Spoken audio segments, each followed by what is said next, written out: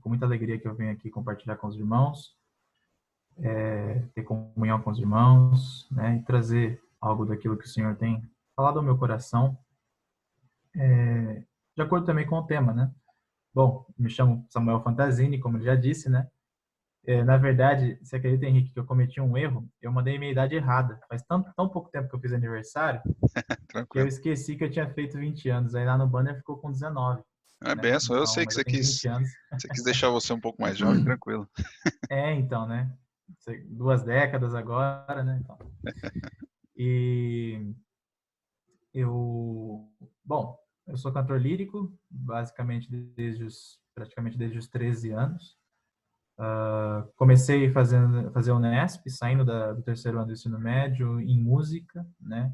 Mas desde antes eu senti um chamado do Senhor específico em relação ao ensino da palavra.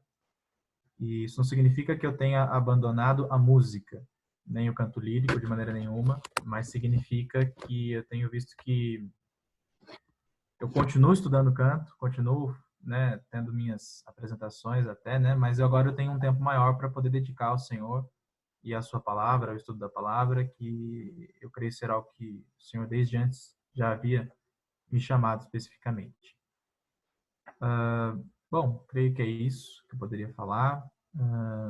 Bom, eu me converti bem criança, aproximadamente com uns 12 anos, porque nasci dentro de lar cristão, meu avô é pastor, meus dois avós são pastores, na verdade, então sempre ouvindo a palavra pela boca deles, dos meus pais também aprendendo, né? Então sempre tive o interesse do estudo da palavra e, bom, é isso, vamos lá. Gostaria de pedir que os irmãos abrissem comigo a palavra de Deus no livro de Efésios, capítulo 1.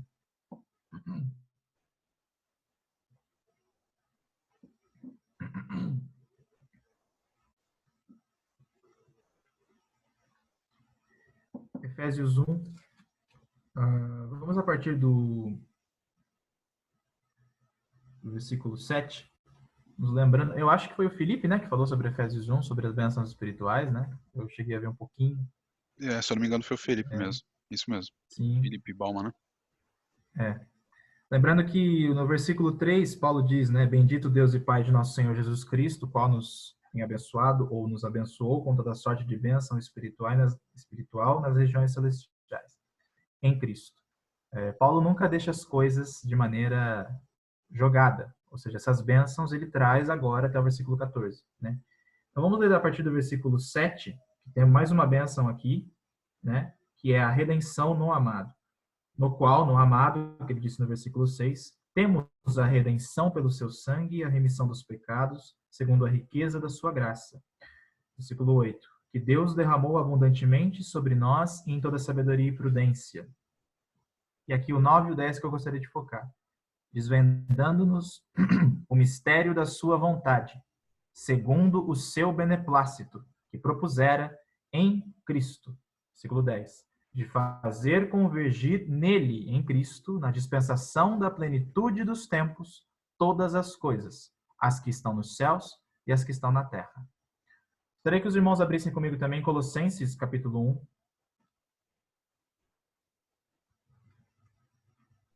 1. Colossenses é uma carta muito parecida com a carta de Efésios, uma carta chamada de paralela à carta de Efésios. Assim como Efésios tem no capítulo 1 uma doxologia, né? Doxologia fala de adoração, de glorificação, então Paulo fica encantado com as glórias de Cristo na igreja. Depois ele tem uma oração a partir do versículo 15. Colossenses é o inverso, ele primeiro faz a oração a partir do 9 e depois ele faz essa chamada doxologia a partir do 15. Né? É o contrário, mas é muito parecido. E lá em Colossenses capítulo 1, versículo 9, temos a primeira oração de Paulo aqui. Por esta razão também nós, desde o dia em que o ouvimos, não cessamos de orar por vós e de pedir que transbordeis de pleno conhecimento da sua vontade, em toda sabedoria e entendimento espiritual, a fim de viverdes de modo digno do Senhor para o seu inteiro agrado, frutificando em toda boa obra e crescendo no pleno conhecimento de Deus. Gostaria que os irmãos me acompanhassem em mais uma palavra de oração. Eu gostaria de orar rapidamente por essa ministração. Querido Pai, nós estamos com a Tua palavra aberta diante de Ti e nós te agradecemos por esse rico privilégio que temos de tocar, de ler, de estudar a Tua palavra, sendo que não somos dignos nem ao menos de olhar para ela, Senhor. Nós te agradecemos, pedimos que o Teu Espírito Santo seja o mestre aqui, que o Teu Espírito Santo nos interprete para que Ele possa nos conduzir a toda a verdade e glorificar o Teu nome, Senhor. Em nome de Jesus. Amém. Irmãos, se eu fosse dar um tema para o que eu gostaria de falar hoje, seria basicamente nossas motivações relacionadas com o eterno propósito de Deus. Por quê? Com o tema que nós temos da conferência, né, o Evangelho como resposta ao coronavírus, certo? Eu gostaria de que a gente refletisse um pouco quais as nossas motivações de darmos uma resposta através do Evangelho para o mundo e tempo em que nós vivemos hoje. Quais são nossas motivações? Porque nós temos percebido que a igreja, de um modo geral, tem formulado, tem encorajado muito toda a igreja, né? Os líderes, principalmente, têm encorajado toda a igreja a dar uma resposta. Seja ela ajudando aqueles que estão passando por necessidades, seja ela evangelizando, seja ela qual for a maneira, certo? A igreja tem, sim, buscado dar uma resposta e isso é extremamente válido e necessário. É o nosso dever como igreja de Cristo, é claro, dar uma resposta, de algum modo. Alguns em intercessão, né? Outros numa ação mais prática, independente, aquilo que o Senhor chama cada um para fazer, né? Mas qual é a nossa motivação em ajudar? E junto com essa pergunta, essa questão da motivação relacionada ao eterno propósito de Deus em Cristo Jesus é o centro de todas as nossas motivações, de tudo que nós fazemos. O que eu quero dizer com isso? Que tudo que nós fazemos, seja constituir família, seja trabalhar, seja servir o Senhor na sua obra, na sua igreja, certo? Seja ajudar o próximo, seja amar, seja o que for. O que nos motiva a fazer isso? Para quê? Qual a finalidade de nós fazermos tudo isso? De nós irmos às reuniões, louvarmos, adorarmos? Qual é a finalidade de tudo isso? Eu gostaria de, antes de entrarmos nesse centro do propósito eterno de Deus, abordar aqui de maneira rápida alguma dos focos equivocados que nós muitas vezes criamos, certo? Vou dar um exemplo, a nossa própria vida. Nossa própria vida é um foco equivocado de motivação. Ou seja, tudo que fazemos é para a nossa vida. Tudo que fazemos é para a nossa alegria, né? Paulo chega a dizer que ele não considera nem mesmo a própria vida importante, né? Nossa família é um outro foco que é importante, é óbvio que é, né? O eterno propósito de Deus, eu poderia dizer que ele é como que um círculo gigantesco. E ali abordam muitas coisas, nossa vida, nossa família, nosso trabalho, a obra, o serviço na igreja, mas o centro do eterno propósito de Deus não é nossa vida, não é nossa família, não é nosso trabalho, não é nosso bem-estar, não é nem mesmo a obra do Senhor em si, né? No sentido de servir aos irmãos. Isso também está incluso, mas não é o centro ainda, certo? Por quê? Para nós estabelecermos o que é o eterno propósito de Deus através da luz das Escrituras, nós precisamos de um ponto de partida. O que eu quero dizer com isso? Se nós partirmos da queda do homem, pecado, Gênesis 3, qual é a contraposição da queda? Redenção. Mas, irmãos, a Bíblia não começa com a queda. O eterno propósito de Deus é redimir o homem apenas. Lembremos de Romanos 8, 29. Aos que justificou, também, ou seja, tem mais coisa, até chegar no glorificou. Vamos ler Romanos 8, 29, para a gente...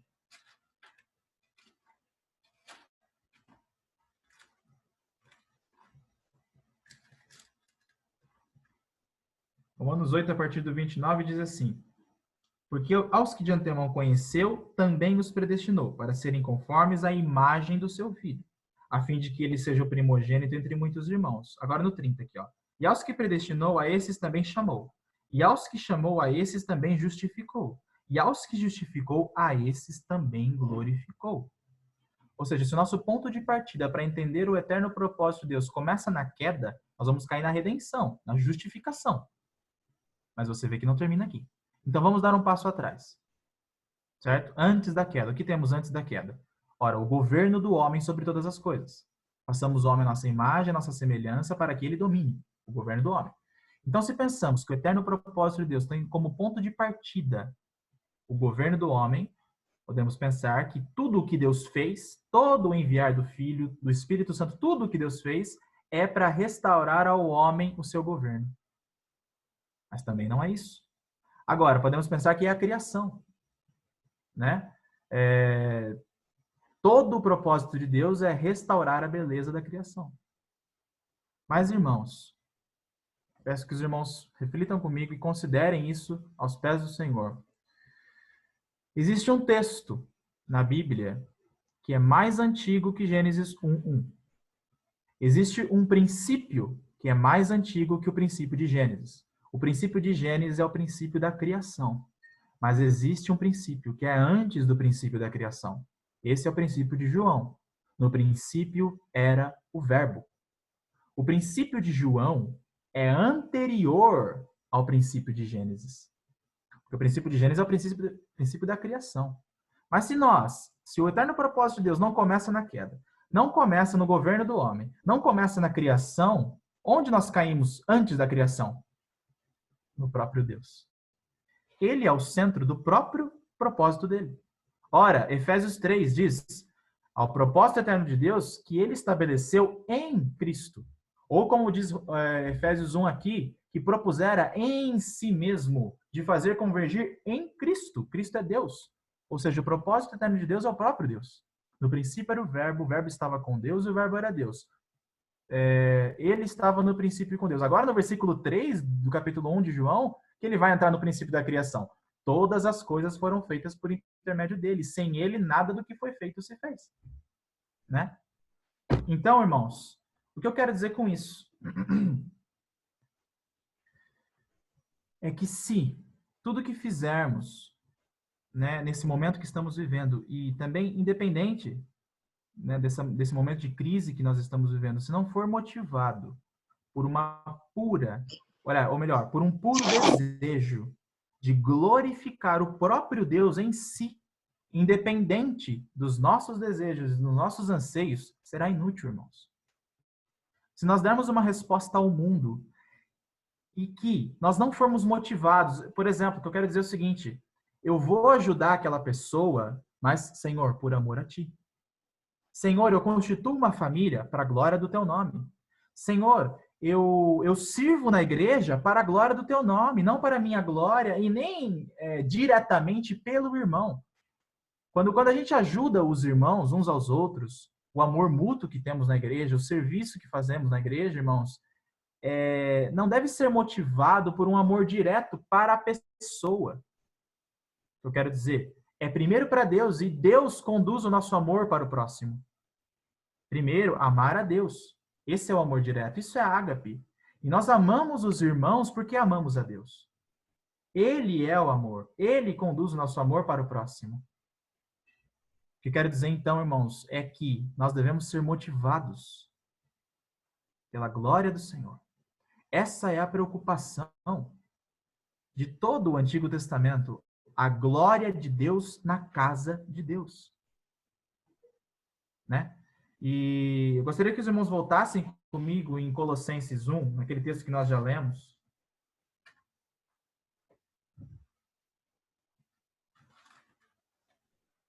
Veja que interessante, irmãos. O que Paulo está dizendo aqui nessa oração. No versículo 9, quando ele diz que está orando pelos colossenses, ele diz: não cessamos de orar por vós e de pedir que transbordeis, note aqui, de pleno conhecimento da sua vontade. Note essa palavra, pleno conhecimento da sua vontade. A palavra pleno conhecimento é epignosis. Não é apenas um conhecimento intelectual, mas um conhecimento pleno mesmo. Epi significa alto, sublime, pleno, né? Conhecimento do quê? da sua vontade, irmãos. Associa isso com o texto paralelo de Efésios que nós lemos. Versículo 9. Ele, através da sua graça, nos desvendou o mistério da sua vontade. Qual é o mistério? O mistério que, conforme Colossenses 2, vai dizer... Quer ver? Colossenses 2... Ou melhor, perdão, irmãos. Efésios 3...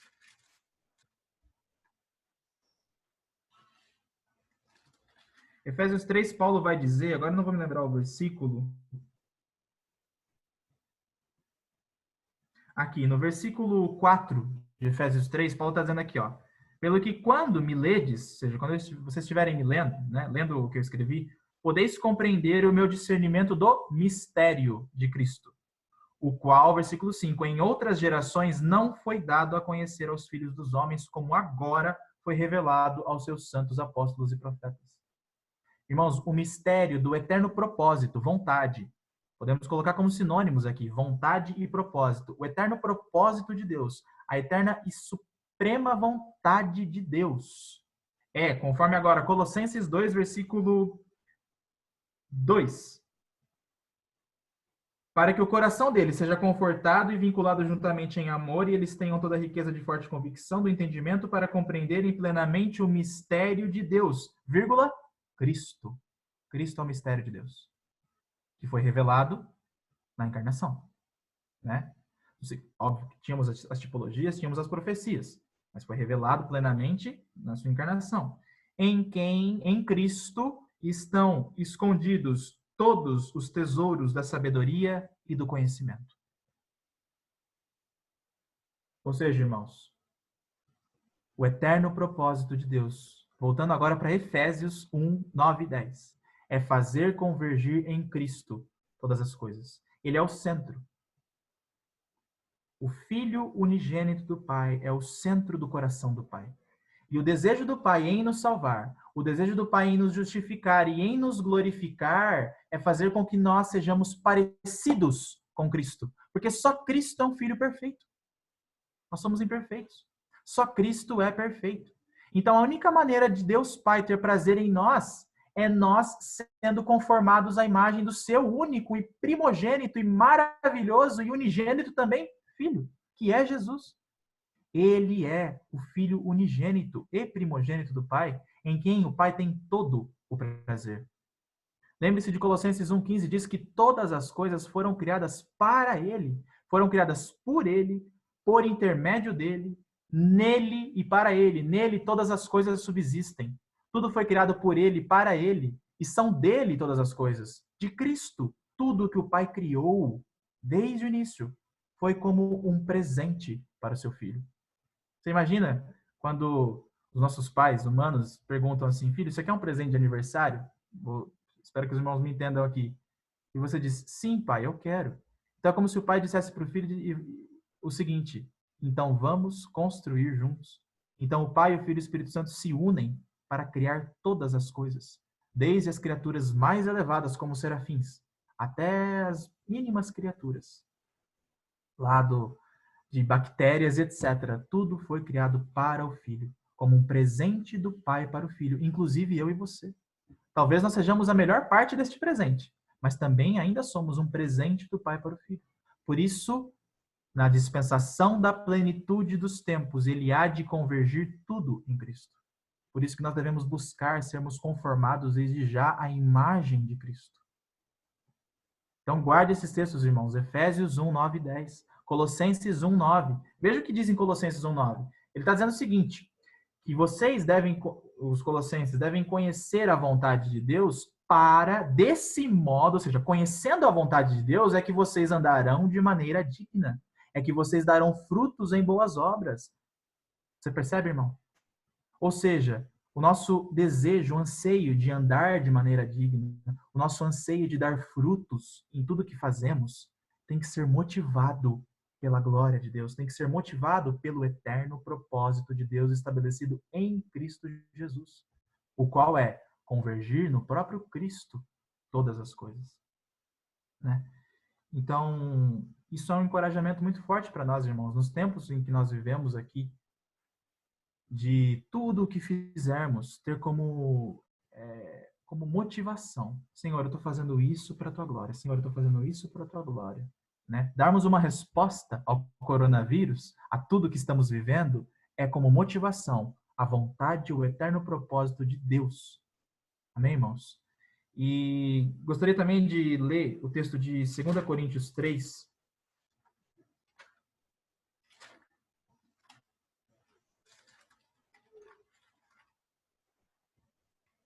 Porque como, então, ser transformado à imagem de Cristo?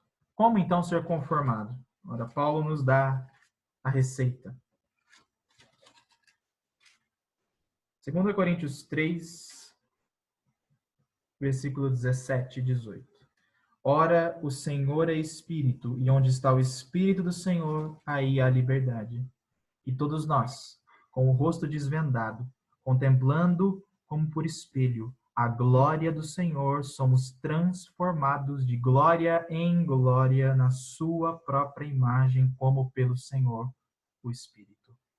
Precisamos contemplar a glória do Senhor. Tudo que fizermos tem que ter como motivação novamente, Senhor, como adoração.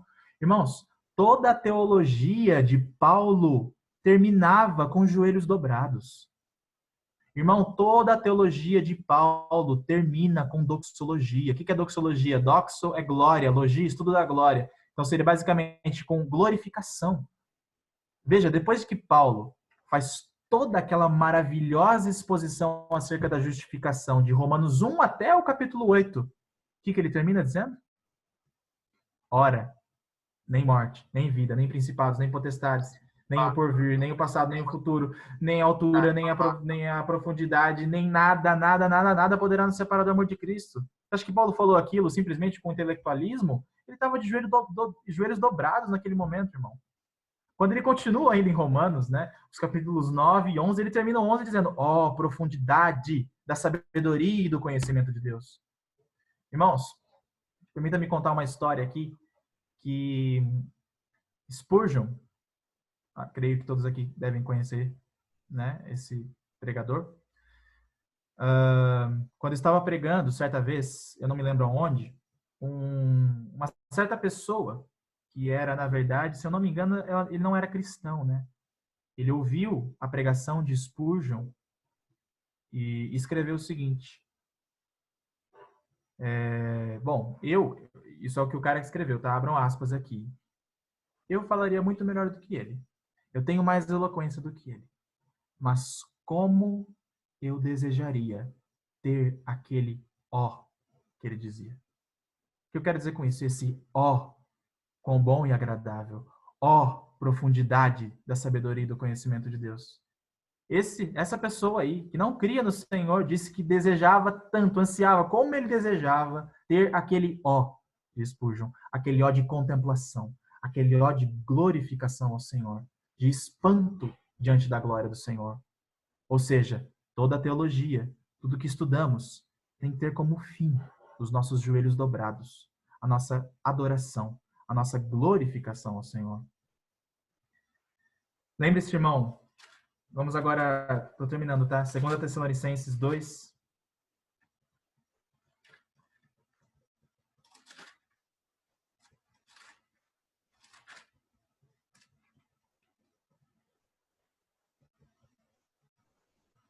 Versículo 10, que Paulo está falando sobre a vinda do Senhor. 2 Tessalonicenses 1:10. Quando ele vier, Cristo, para ser glorificado nos seus santos e ser admirado em todos os que creram naquele dia, porquanto foi crido entre vós o nosso testemunho. Irmãos, essa palavra aqui, ser glorificado nos seus santos, poderia ser traduzida como adornado com glória, enfeitado com glória. Aonde? Nos seus santos. Irmãos, basicamente eu creio que esse texto está dizendo o seguinte, que quando o Senhor Jesus voltar, a igreja, os seus santos, será colocada numa vitrine de contemplação cósmica, a ponto de que todo o cosmos vai olhar para a igreja e vai ver Cristo nela, a ponto de que todo o cosmos vai olhar para a igreja e vai glorificar a Cristo. Ele será glorificado nos seus santos, admirado em todos os que creem. Olha a nossa responsabilidade, irmãos, de sermos desde já transformados à imagem de Cristo, buscando em tudo que fizermos a glória do Senhor. Como Paulo diz lá em 1 Coríntios 10, 31, ora, quer comais, quer bebais, quer façais qualquer outra coisa, fazei tudo para a glória de Deus. Né? Eu gostaria agora de terminar mesmo com Hebreus capítulo 1.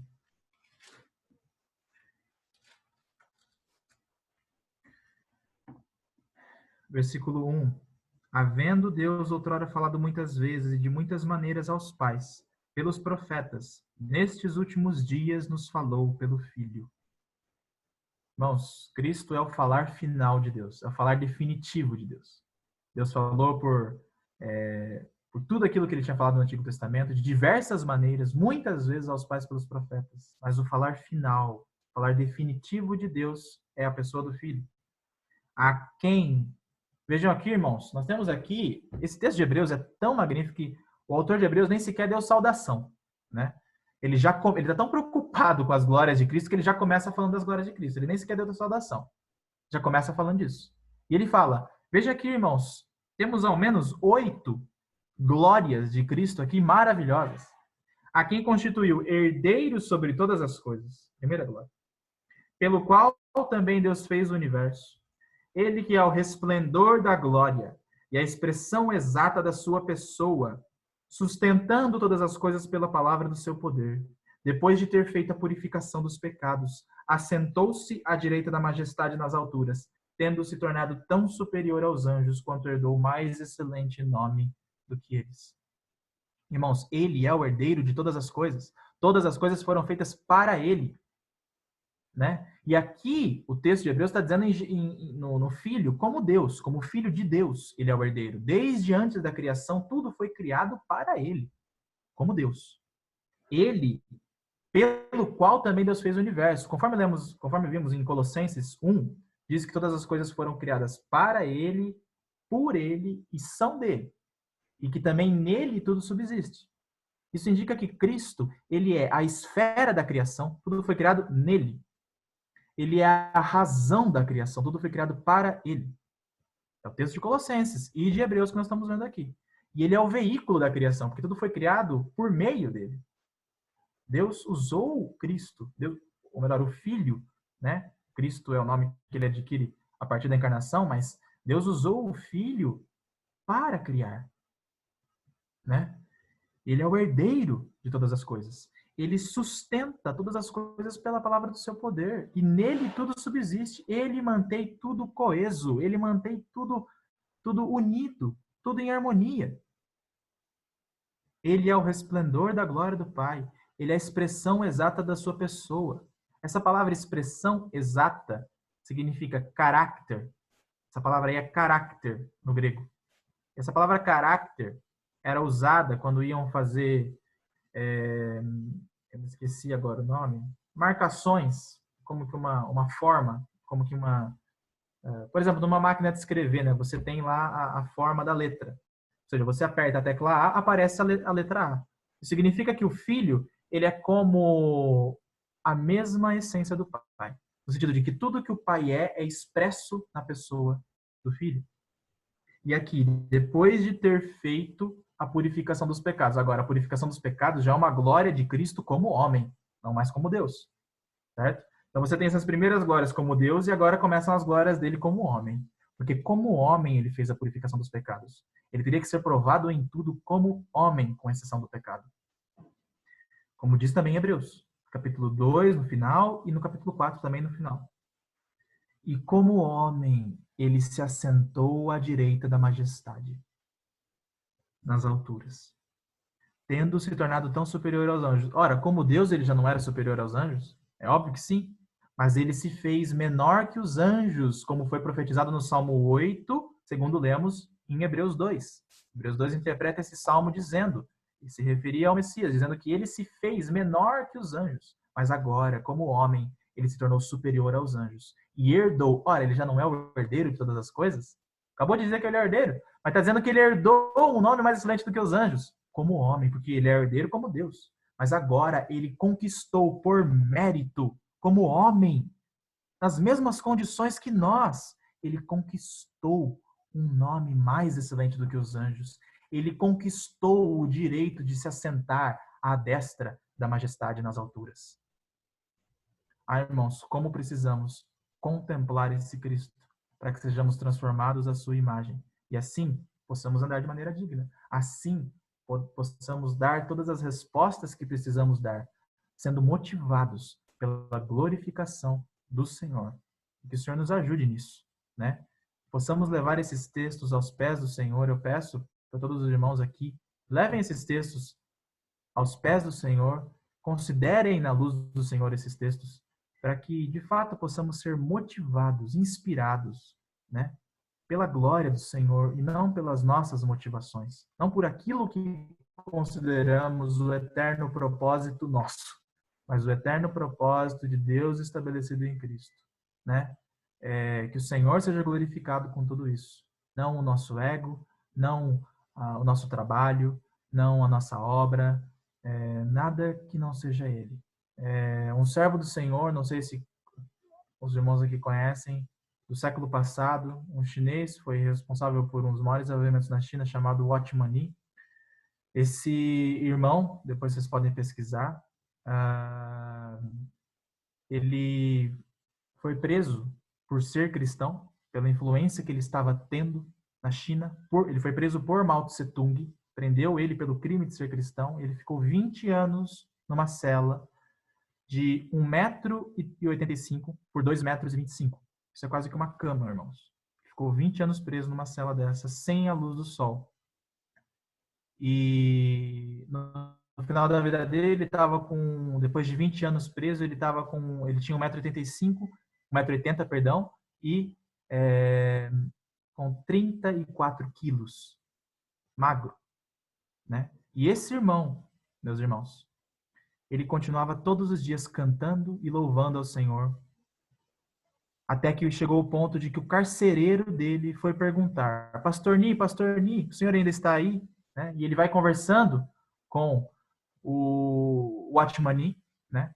O Watchman Nee vai conversando com o carcereiro, até que o Watchman Nee consegue converter o carcereiro se prende junto com ele na cela, pra vocês terem ideia. E no final da vida dele, o Watchman Nee disse: Senhor, se fosse preciso eu passar tudo de novo, eu passaria. Mas não por mim e nem mesmo pela tua obra, mas apenas pelo Senhor. O que eu quero dizer é que muitas vezes nós perdemos de vista o Senhor na obra do Senhor. Nós nos esquecemos do próprio Senhor quando servimos. Quando servimos, devemos nos lembrar que servimos para o Senhor. Não para a obra dele em si, essencialmente, ainda que seja incluso. Não estou dizendo que não temos que servir e que a obra não é importante. Tudo isso faz parte do eterno propósito de Deus.